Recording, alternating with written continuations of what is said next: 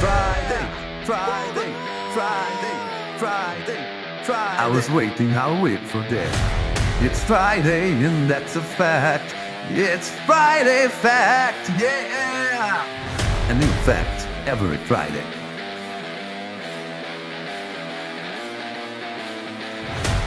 Azure Service Bus stands out in cloud-based messaging services as a reliable and scalable solution that facilitates asynchronous communication between applications and services. Among its features, peak locks play a vital role in ensuring message reliability and processing integrity. However, you must be aware of limitations when attempting to deploy logic apps, at least consumption, that Service Bus triggers with a peak lock. But first, let's explain briefly what peak lock means. The role of peak locks in message processing.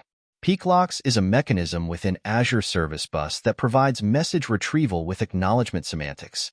When a message is fetched from a queue or topic subscription using peak lock mode, it remains invisible to other consumers until explicitly completed or abandoned. This ensures that messages are processed exactly once, even in the event of failures or transient errors. Now that we know what peak lock means, let's dive deep into the existing deployment limitation. Understanding the deployment limitations in the development phase. Let's assume that we had previously created and deployed to Azure a logic app using the when a message is received in a topic subscription, peak lock, trigger, and we realize that we have made a mistake and, in fact, we want to use a queue and not a topic. In Visual Studio, we can easily delete that trigger and add the correct one. When a message is received in a queue, peak lock. However, when we try to deploy those changes into Azure, the deployment fails with a similar error. When a message is received in a topic subscription, peak lock of current version of workflow has concurrency runtime configuration specified. Trigger concurrency runtime configuration cannot be removed once specified.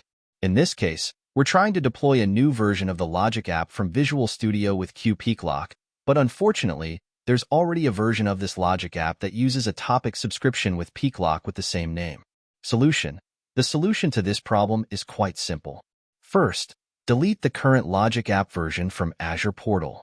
Second, deploy the logic app again through Visual Studio. Note that this problem only occurs with peak locks. It doesn't happen if we use autocomplete. Hope you enjoy it. Enjoy the weekend and see you next Friday for another facts.